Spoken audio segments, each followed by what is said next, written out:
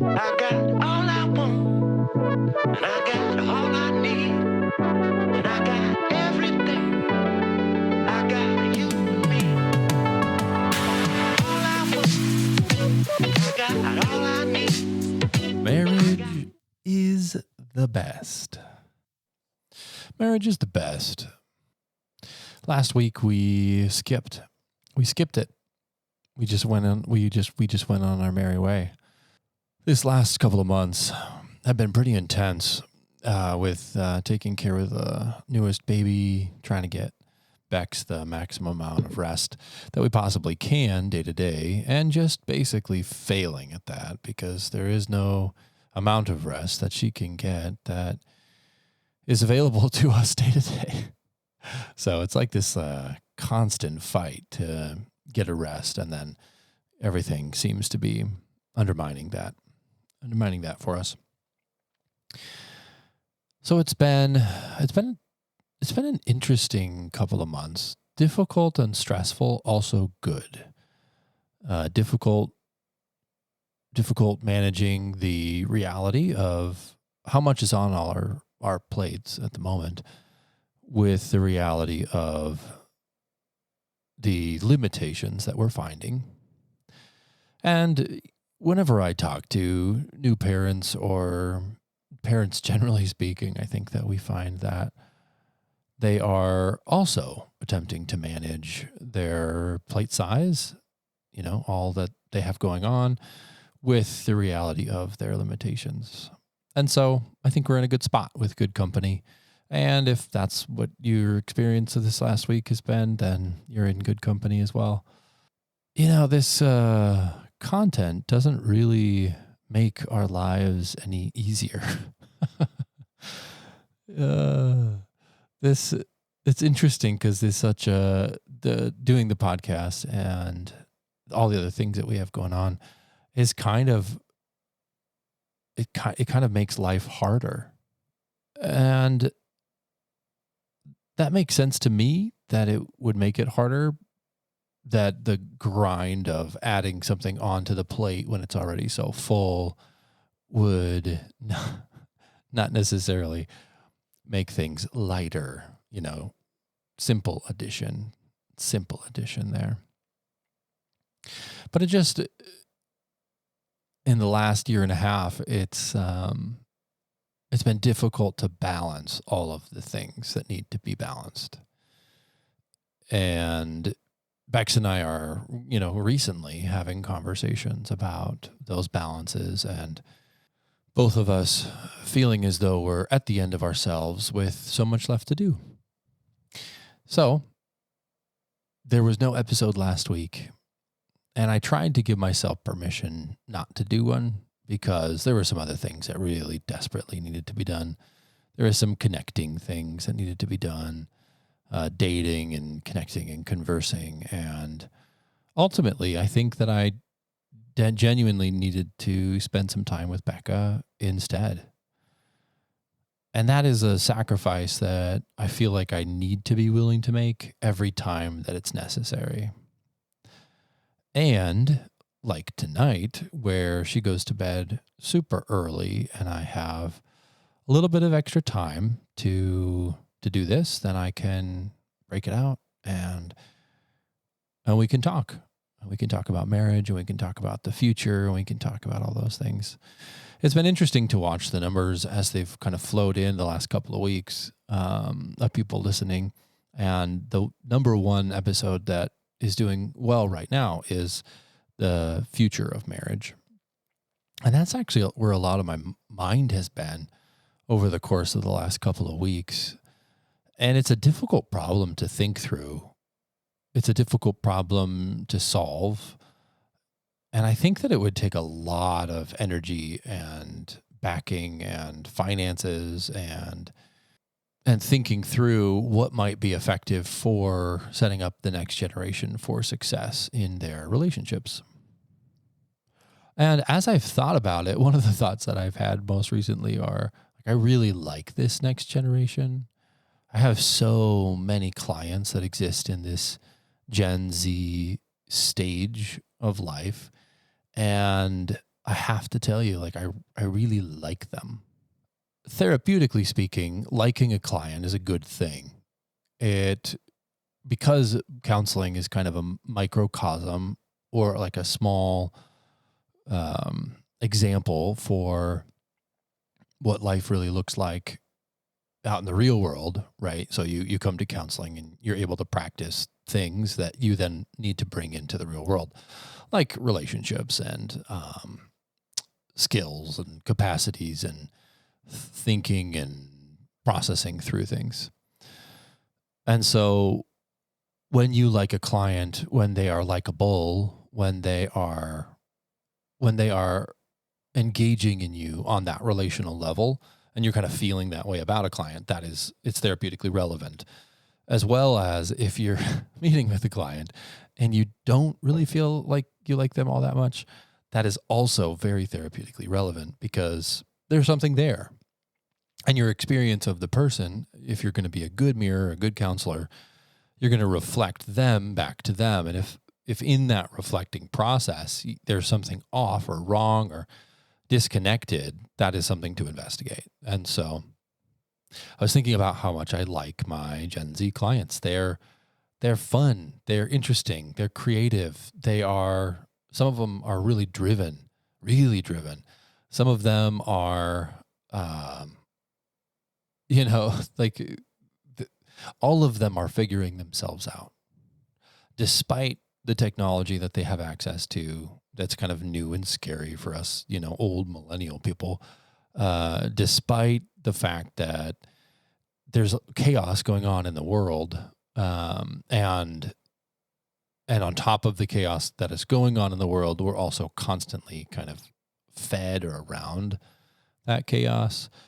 Despite all of these circumstances, they are kind of resiliently figuring themselves out, figuring out how to exist with all this technology around all the time, figuring out how to relate to others, what they can know about themselves. And, honestly, I think I'm just finding that they're not that much more different than we were, even though we played with sticks in the mud and trampolines and trees. Like these kids that are coming up, especially ones that have loving, connected parents, are just normal kids figuring out normal life and doing so in a context that is, radically changing because of the speed of technology. But I don't know. I really like them. I think that they're really cool, and I'm excited for them. I'm excited for their futures because there's going to be challenges for this next generation in the areas of relationship, especially we talked about last time, the video that was put out about how the values structure is changing and shifting. And basically the video is talking about how Gen Z men are like moving in a different direction than Gen Z women. Gen Z men, let's see, let me actually just kind of reference this video so that you can go find it. I think I posted it on the show notes, but it's called The Gen Z Gender War, and it's on the YouTube channel front page. If I hadn't talked about this before, this is the video that I'm talking about. Caleb Hammer, who runs the front page on YouTube, also runs a page called Financial Audit, in which he yells at people for being dumb in their finances and kind of teaches and trains them. And it's very entertaining and kind of Jerry Springer-esque. And it's almost like if I were to like compare or like smoosh two shows together, it'd almost be like Dave Ramsey meets Kill Tony. If you know anything about Kill Tony or Dave Ramsey, you will understand what that means. And if you don't, that's okay. You don't really have to know either of those things. But in this video, the Gen Z Gender War, they talk about how Gen Z men are having a vastly different experience in life than Gen Z women. Gen Z men are becoming more religious, or at least reporting more religion. They're becoming more conservative along the political spectrum, just by population, and not by severity, but by population. And then they're also becoming increasingly disconnected from higher education. And then Gen Z women are becoming decreasingly religious, decreasingly conservative, and have very high numbers in higher education. Higher probably in quotations at this point because of the lack of highness in the educational realm at a lot of places out there. But anyway, they are experiencing such drastically different things that creating dialogue between Gen Z men and Gen Z women is a particularly kind of difficult challenge. And it's a particularly necessary challenge as we look into the future of marriage. And I've been thinking a lot about like, how do we inspire these people to come together? How do we inspire them to dialogue? One of the observations that I've had is that I think that they really want to be able to develop strong relationships. They've seen their parents do things right and do things wrong, and they're not quite sure, like they're still figuring themselves out in the areas of like what decisions they want to be making for their relationships. Some of them are very online, and I think being super online is obviously going to have a detrimental effect on their ability to engage in a healthy marital relationship. However, I think that I put it in the same kind of category as, previous generations' struggles with alcoholism. If you think about like the degree that alcoholism played a role in relationships over the course of many decades, it is probably, in my mind, probably one of the most destructive forces in relationships of the last maybe 50 years or something like that, maybe more. Now, you're not going to find that in many of the studies, but I think from personal experience, from the experience of practice, and from the historical data of like who is drinking and who has been drinking, I think it has touched more marriages than we could ever measure. And Gen Z is kind of stepping away from alcoholism. I don't know if you're aware, but like they actually have really low numbers because I think that they are moving away from alcoholism. They're moving toward other things, right? Like they're moving toward more marijuana. I think they're probably moving toward nicotine. I think they're moving toward screens and screen addiction. And so they're going to have their own challenges, but it's not like these previous generations haven't also had really difficult challenges and had to overcome addictions and changes and some of these other things. Ultimately, the Gen Z people who want to live healthy, balanced lives and not be stuck online are going to do that. And they're going to do it. I think that they're going to do it really, really well, because Gen Z, not only do they have access to all of these screens and video games and movies and TV shows and, ticky-tacks and YouTube stuff and the whole issue with spending time like an excessive amount of time on screens being kind of the form of addiction that they might be most prone to. On top of that, you also, like, if you take into consideration their personal responsibility and agency in how they're going to create a relationship with these things, the technology stuff, then you can,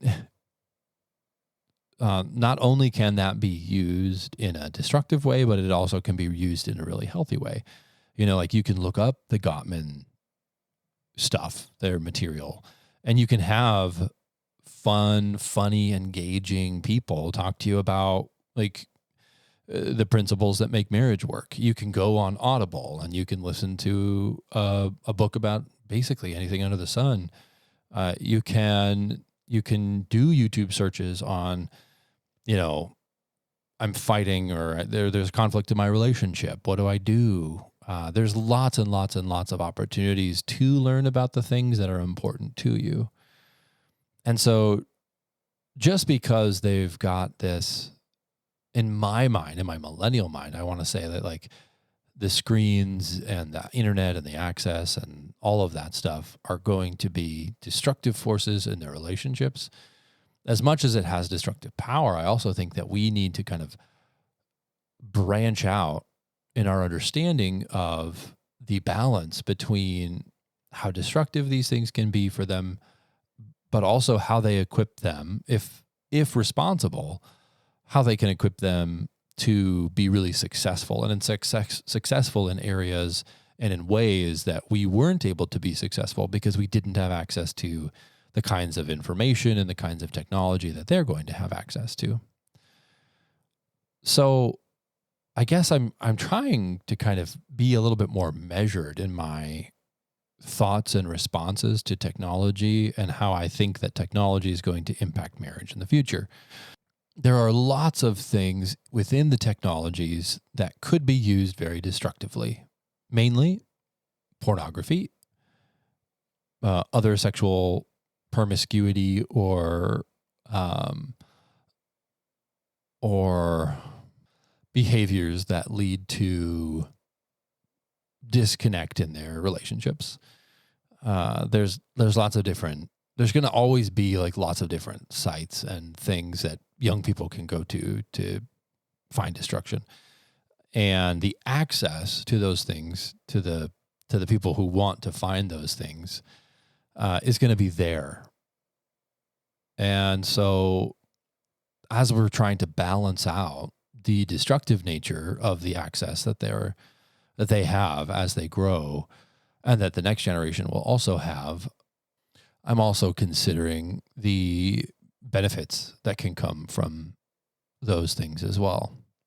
If we could define for Gen Z the responsibilities that need to be taken in order to be successful in finances and relationships and in life, and to build meaning and value into their lives, then the people in this generation who want those things and are really motivated and are going to work really hard at it are going to get somewhere, just like in every generation. And the people who don't, are unmotivated or unwilling or want to, become victims, they are obviously going to find that path. It's quite easy to find it. And it's difficult to be responsible and accountable to yourself and to what you want and to a future spouse and all of those things. I think that educating this next generation about the risks of the choices that are ahead of them is going to be one way that we can help coach young people toward the right things. Like we mentioned financial audit, they are in that show is kind of coaching people toward responsibility and accepting responsibility for their financial decision making. Sometimes I get to have financial conversations in session, and it's always fun for me because I really am into finances and I really like talking about those things. And it can be very helpful to have a shame-free, understanding, non-judgmental environment. At least that's my goal, is to try and create those three things. To talk through about their questions about things. And sometimes I'll be in session and a younger person will be kind of surprised that I'm willing to engage them in financial conversations. I had somebody tell me that they didn't think that I was ever going to, talk to them about, just be so open and honest with it. And I think it's helpful for them, because if we're not honest with them about the reality of taxes and what they are, or the reality of insurance, or the reality of Roth IRAs or 401ks or whatever they really want to know about, then, we do them a disservice by not kind of giving them that information. So there's going to be lots of opportunities for them to seek out financially healthy information. But I also think that we need to go after them to like give them this kind of information. So on one level, I think I'm talking like from the educational standpoint of like, how do we educate young people in their late teens, early 20s, who have the capacity to absorb some levels of information that can equip them to make better, healthier friendship and relationship decisions, right? So how do we do that? How do we engage those people? Well, so many of them are online, right? So I think what we need compelling, helpful online coursework materials, thoughts, feelings, examples of healthy relationships, and a place for them to honestly ask questions.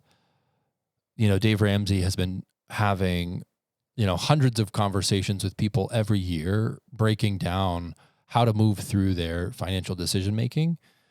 And he's created a structure for financial decision-making, basically like a decision tree that you can run every decision through and know exactly what the answer based on this system that they created would be. It's a beautiful tool because it's so simple and anybody can use it. And I think we need something like that for relationships, to warn people about the dangers of the decisions that they're going to have to make about themselves, their responsibilities, their media diets, their intake of, all of the things. Kind of similar almost to the drug. There was this huge drug push when I was in school where DARE would come in and talk to us about drugs and alcohol. And if that had an impact on young people, and if that might be driving young people away from alcohol, on top of their own personal experiences, on top of everything else, that educational program maybe made an impact.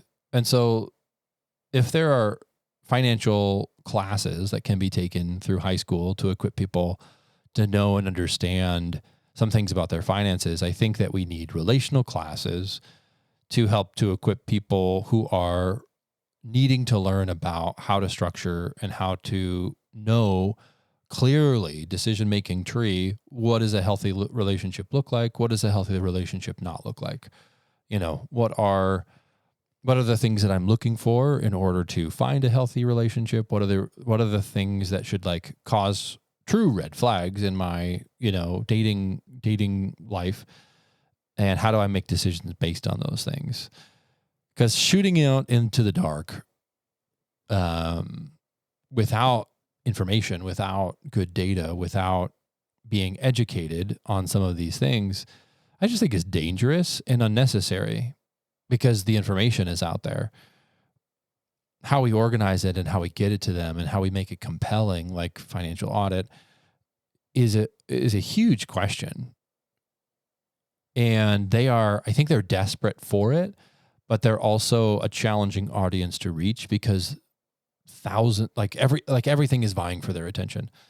Everything wants to grab their attention, pull it a certain way. And so the information would have to be so compelling, or they would have to want it so bad, and they would want the responsibility that would come along with the information in order to actually make the change. So it could be online, right? Like there could be this like online resource, online coursework, online compelling content, hopefully almost like a financial audit, where it occurs every week for 3 weeks, or every week, like 3 times a week, where these conversations are being had and people are like working through those things live, and they can kind of get lots of reps done just by listening and watching other people do the reps. So that would be really cool. It would be really cool.